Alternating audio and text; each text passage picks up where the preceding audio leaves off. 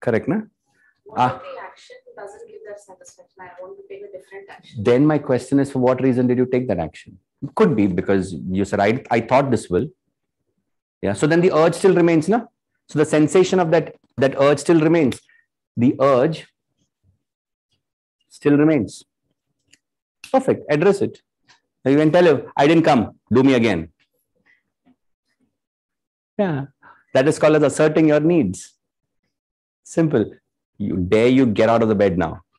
Finish me and then get out. Yeah, that's how you assert yourself. Isn't that simple?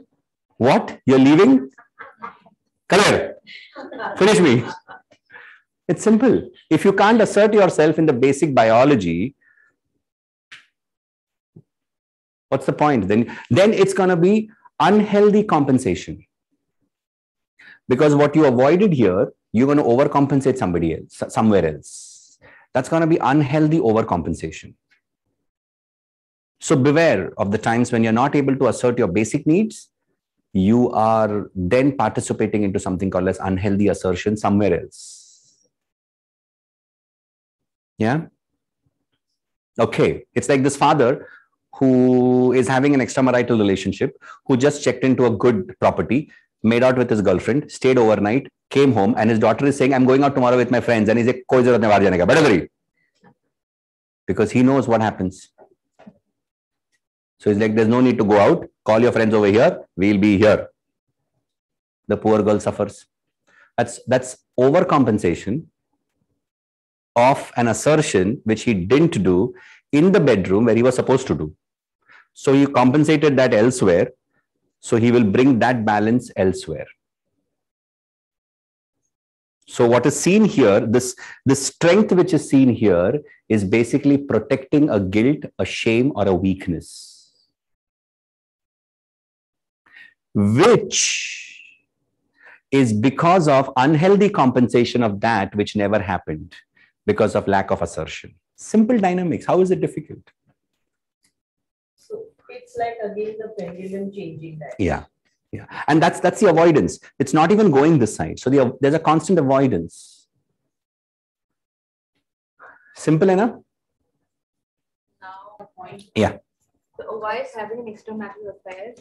A wife having an extramarital affair. Yeah, that's also. Not satisfied with the husband, or she's with his behavior, not satisfied with his behavior. Yeah. What is she doing? I was about to correct that.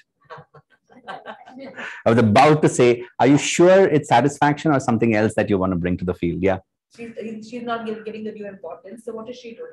It's the unhealthy compensation. Na?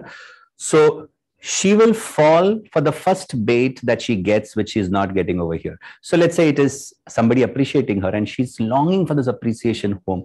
And there is somebody who's very easily appreciating her in office. And that person becomes a place where she bonds very easily. But he misunderstands that, or he's seeking something else over there. So that's where this amalgamation begins, right? So maybe he wants food. So you get food, you get appreciation. That's the beginning of a transaction. But this transaction is happening because of something that's not happening here, and you're trying to compensate that there. And in compensating that there, remember, it's promise and compensation. So now you have to compensate more and more. Because as age increases, you have to pay more premium for the insurance.